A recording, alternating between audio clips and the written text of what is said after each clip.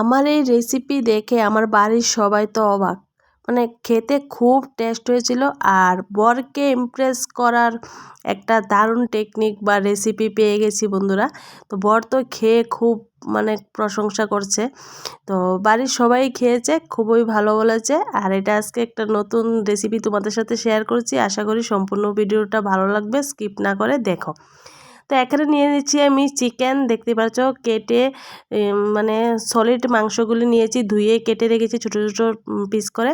আর এখানে দেখো পেঁয়াজ নিয়েছি আর কাঁচা লঙ্কা, শুকনো লঙ্কা নিয়েছি। পেঁয়াজের পরিমাণটাও বেশি হবে এখানে, শুকনো মানে মরিচটাও একটু বেশি হবে। মানে তোমরা মাংস যদি বেশি হয় মরিচের পরিমাণটাও বেশি দেবে, পেঁয়াজের পরিমাণ বেশি দেবে। তো আমি যেহেতু অল্প, দেখতেই পাচ্ছ মাংস তেমন বেশি নেইনি।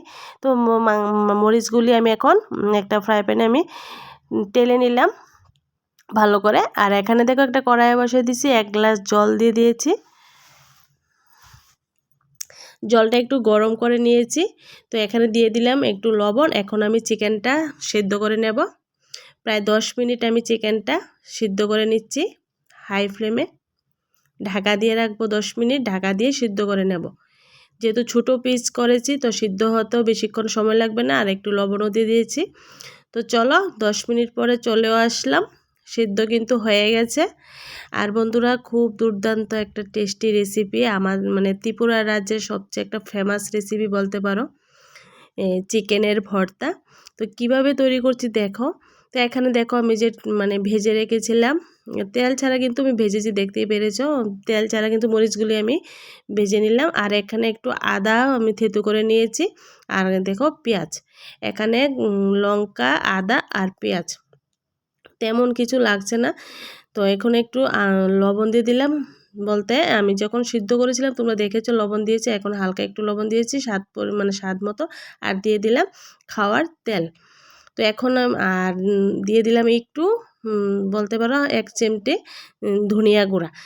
যদি মানে ধনিয়া পাতা থাকতো তো আমি ধনিয়া গুঁড়াটা দিতাম না, কিন্তু ধনিয়া পাতা যেহেতু নেই আমি ধনিয়া গুঁড়া দিয়েছি। তো ধনিয়া পাতা দিলে কিন্তু আরও টেস্ট হয়। আর অলরেডি কিন্তু খুব স্মেল একটা মানে সুন্দর একটা স্মেল বেরিয়েছে বন্ধুরা।